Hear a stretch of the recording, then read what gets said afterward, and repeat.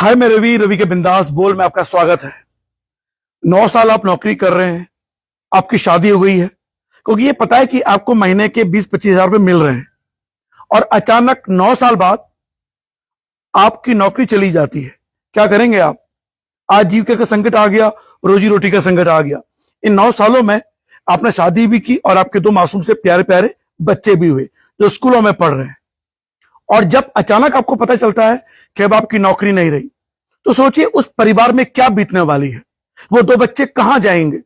कैसे वो परिवार, अब रोजी रोटी का संकट तो पैदा हुआ है, क्या करेगा वो परिवार? जी हां, ये हुआ है उत्तराखंड में। उत्तराखंड में 9 साल के बाद गेस्ट टीचर अचानक से बेरोजगार हो गए हैं और इनकी पीड़ा सुनने वाला कोई नहीं है। माननीय शिक्षा मंत्री धन सिंह रावत जी अभी बड़ी शान से प्रधानमंत्री मोदी से मिलकर आए हैं, फोटो भी उनके बड़े वायरल हो रहे हैं। चिंता की बात यह है कि उत्तराखंड के इन गेस्ट टीचरों की पीड़ा समझे कौन? ये गेस्ट टीचर हरीश रावत को याद कर रहे हैं। कौन है हरीश रावत? 84 साल का एक बुजुर्ग जो इस समय उत्तराखंड कांग्रेस को अपने कंधे में लेकर चल रहा है और आगे बढ़ रहा है, जिसके मुख्यमंत्री काल में गेस्ट टीचरों की भर्ती हुई और बेरोजगार युवाओं को एक सपना मिला अपने जीवन को आगे बढ़ाने का। और अब वो बेरोजगार युवा जो नौकरी पाए थे, अब वो धरातल पे, सड़क पे आ गए हैं। कौन सुनेगा इनकी पीड़ा? देखिए, रवि के बिंदास बोल में लाइव आप अभी देख रहे हैं या बाद में देखेंगे, इस वीडियो को शेयर आपको जरूर करना है। हालांकि शाम को 7 बजे लाइव लोग बहुत कम देखते हैं, लेकिन फिर भी तो देखिए जो खबर आई है अखबार में, पहले बता दूं खबर क्या आई है। खबर यह आई है कि उत्तराखंड में 1000 अतिथि शिक्षक भर्ती होंगे। लोगों में बड़ा उत्साह हो गया कि वाह, उत्तराखंड सरकार तो 1000 गेस्ट टीचरों की भर्ती करने जा रही है। लेकिन इसके पीछे का जो दर्द है वो पहले सुन लेते हैं। अतिथि शिक्षकों की नौकरी पर संकट। देखिए, मैं आपको बता दूं सिलसिलेवार घटना। हरीश रावत जी ने जब ये मुख्यमंत्री काल में गेस्ट टीचरों की भर्ती की थी, तो उन्होंने ये कहा था कि अपने ही ब्लॉक में रहेंगे। यानी कि मान लीजिए कि नैनीताल जिले का कोई ब्लॉक है और वहां पर कोई गेस्ट टीचर रखा गया है और अपने ही आसपास उसे नौकरी मिल गई है। उस समय शायद 15-16 हजार के आसपास उनको नौकरी मिलती थी।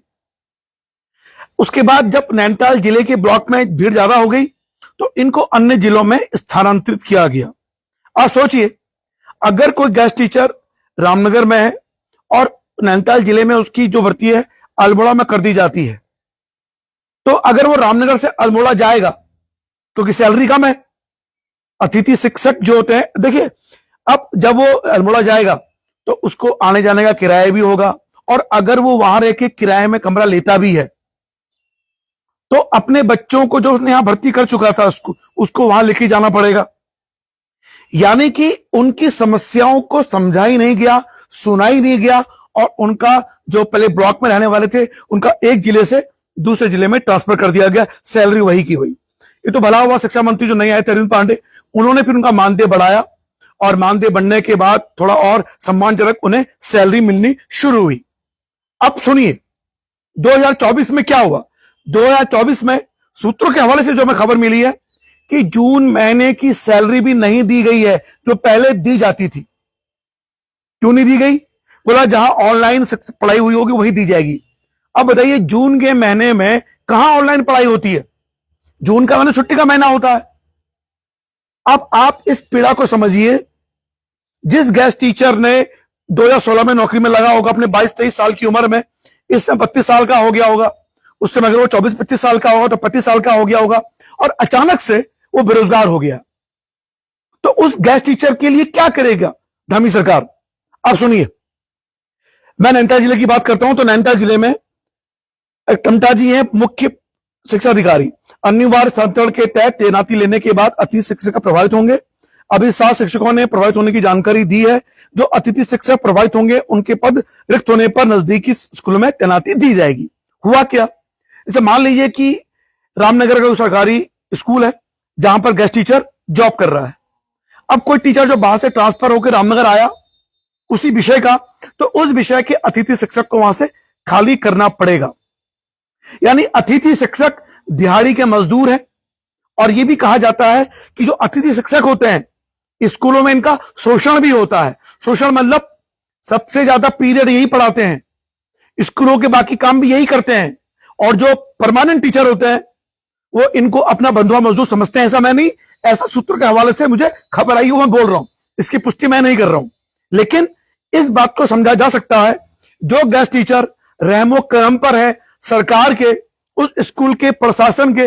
अब देखिए, मैं किसी स्कूल का सरकारी टीचर हूं, वहां पे प्रिंसिपल या कोई और भी अन्य स्टाफ है, अगर वो मुझसे खड़ेगा, मैं परमानेंट टीचर हूं, तो मेरा क्या बिगाड़ लेगा? मेरा अधिक से अधिक ट्रांसफर तो हो पाएगा। लेकिन अगर मैं गेस्ट टीचर हूं और मुझे उनकी बात नहीं मानी मैंने उनकी, तो मुझे किसी ना किसी को निकाल दिया जाएगा, यानी मैं बेरोजगार हो जाऊंगा। तो कहीं ना कहीं ये जो खबर आती है कि गेस्ट टीचर उन सरकारी स्कूलों में बंधुआ मजदूर की तरह भी होता है। अब मुझे नहीं पता कि उत्तराखंड में गेस्ट टीचर की एसोसिएशन है या नहीं, इनकी समिति है या नहीं, ये बेचारे धरना प्रदर्शन कर पाते हैं या नहीं कर पाते हैं, इनके साथ कोई दिन जाता है या नहीं जाता है। लेकिन रोजी रोटी का संकट पैदा हो गया है। अगर उत्तराखंड के माननीय मुख्यमंत्री, माननीय शिक्षा मंत्री धन सिंह रावत जी अगर सुन पाए, विचार कर पाए कि बताइए 2016 में जो नौकरी में लगा और उसे पता है गेस्ट टीचर बन गया हूं, देखिए उत्तराखंड में 15-16 हजार मिल रहे हैं, फिर 25 हजार मिल रहे हैं, इनफ है। संतोषी आदमी होता है पहाड़ का आदमी, टीचर उत्तराखंड का आदमी। उसे नौकरी मिली, उसने शादी कर ली, 2 छोटे छोटे प्यारे बच्चे भी हो गए। अब 10 साल बाद उसकी नौकरी अधर में लटक जाती है, तो उस परिवार की पीड़ा कौन समझेगा?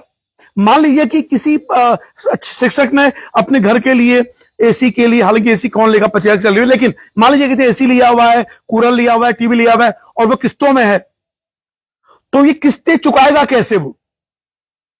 और ऐसी बहुत ही सूचनाएं आती हैं कि इस दबाव में कई परिवार जो हैं सुसाइड, आत्महत्या कर लेते हैं। यानी कहीं ना कहीं ये आत्महत्या की नौबत भी आ जाती है, लेकिन करना नहीं चाहिए, क्योंकि आर्थिक स्थिति कमजोर होने पर वो दर्द, वो पीड़ा समझिए।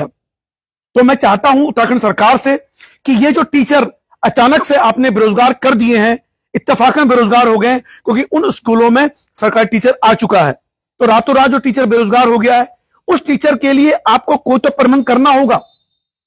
अब सुनिए, इस विषय पर है जो खबर आई थी कि 100 से ज्यादा अतिथि शिक्षकों की नौकरी पर संकट के बादल छा रहे हैं। जो नैनीताल जिले की बात हो रही है फिलहाल, अभी अटल आदर्श स्कूलों में पढ़ाने वाले 7 अतिथि शिक्षकों को हटाने की जानकारी। देखिए, अटल आदर्श स्कूलों में जो पढ़ा रहे शिक्षक, वो भी बेचारे बेरोजगार हो गए, हटा दिया गया। अब वैसी बात है, अगर वहां उसी विषय का परमानेंट टीचर आ गया तो गेस्ट टीचर क्या करेंगे? हटाए जाएंगे। क्या सरकारों को ऐसे टीचरों के लिए कोई व्यवस्था नहीं करनी चाहिए? और दूसरी बात, देखिए गंभीर समस्या कहां पर है? गंभीर समस्या यह है कि जब उस स्कूल में उस विषय का टीचर है, तो कागजों में आप उसको उस विषय का टीचर क्यों नहीं मान रहे हैं? अब मान लीजिए किसी परमानेंट टीचर ने उस स्कूल के लिए, मान लीजिए कि फॉर एग्जांपल रामनगर के किसी सरकारी स्कूल के लिए, जहां ऑलरेडी एक मैथ्स का टीचर पढ़ा रहा है, गेस्ट टीचर, एक परमानेंट टीचर ने कहा भैया मैं रामनगर में आना चाहता हूं, तो वो देख रहा है साइट में, हाँ यहां मैथ्स की सीट खाली है, उसने अप्लाई किया, वो आ गया। अरे भाई, वो पहले से गेस्ट टीचर पढ़ा रहा है, तो कैसे आ सकता है वो दूसरा टीचर? यानी कि सरकारों ने इन गेस्ट टीचरों के पुख्ता के लिए, उनके समायोजन के लिए, उनके लिए परमानेंट नौकरी का कोई व्यवस्था नहीं कर रही है। अरे उन्हें परमानेंट नौकरी नहीं दे रहे हो, कम से कम जो नौकरी मिल रही है उसको तो व्यवस्थित रखा जाए। क्या सरकार की जिम्मेदारी नहीं बनती है? 10 साल बाद कोई टीचर बेरोजगार हो गया, कैसे वो अपने परिवार का पेट पालेगा? थोड़ी तो समझ होनी चाहिए यार। अब देखिए, जिले में इंटर कॉलेजों में एलटी और प्रवक्ता के करीब 100 पदों पर स्थायी शिक्षकों की तैनाती होनी है। नैनीताल जिले की बात हो रही है। इन स्कूलों में शिक्षकों की तैनाती को अभी काउंसलिंग चल रही है। स्कूल शिक्षकों की तैनाती के आदेश होने हैं। ऐसे में स्थायी शिक्षकों की तैनाती के बाद अभी पढ़ा रहे गेस्ट शिक्षक प्रभावित होंगे। दिनेश चमटा जी, जो पूर्व अध्यक्ष है मानसूर, ने कहा स्कूलों में तबादले के बाद स्थायी शिक्षक तैनाती लेंगे तो जिले के 100 से ज्यादा शिक्षक प्रभावित होंगे। अन्य जिलों में रिक्त पद नहीं होने पर उनकी नौकरी पर संकट आ गया है। अब आप ये बताइए, क्या करेगा वो गेस्ट टीचर? क्या अब सुनिए, अब हम आते हैं कि उत्तराखंड में 1000 अतिथि शिक्षक भर्ती होंगे। कहां से भर्ती करेंगे? जो पुराने अतिथि शिक्षक हैं, आप उन्हीं के लिए आप कोई पॉलिसी नहीं ला पाए, कोई नीति नहीं ला पाए। पता नहीं कब से उत्तराखंड के स्कूलों में सरकारी टीचरों की भर्ती नहीं हो पाई है।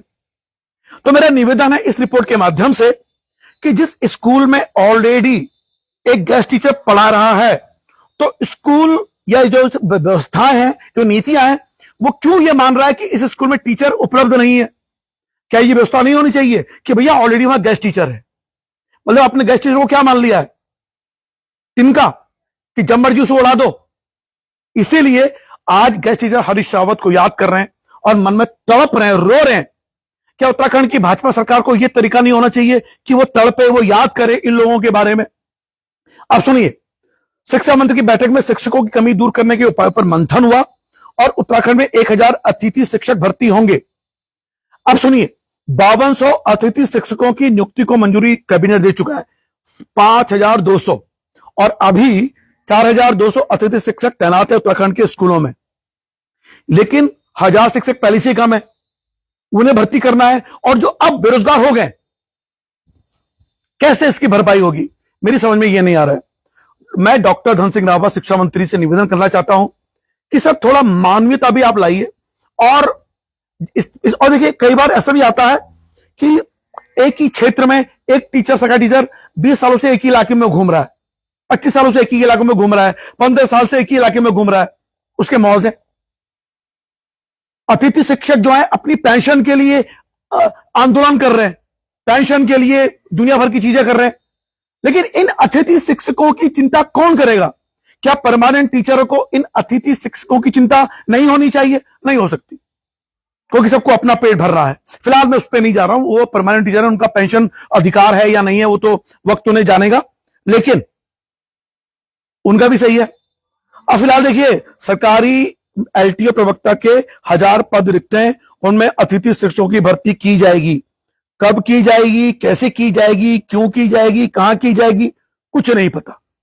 तो जो गेस्ट टीचर नैनीताल जिले में थे, उनको आपने यहां से अल्मोड़ा जिले में फेंक दिया।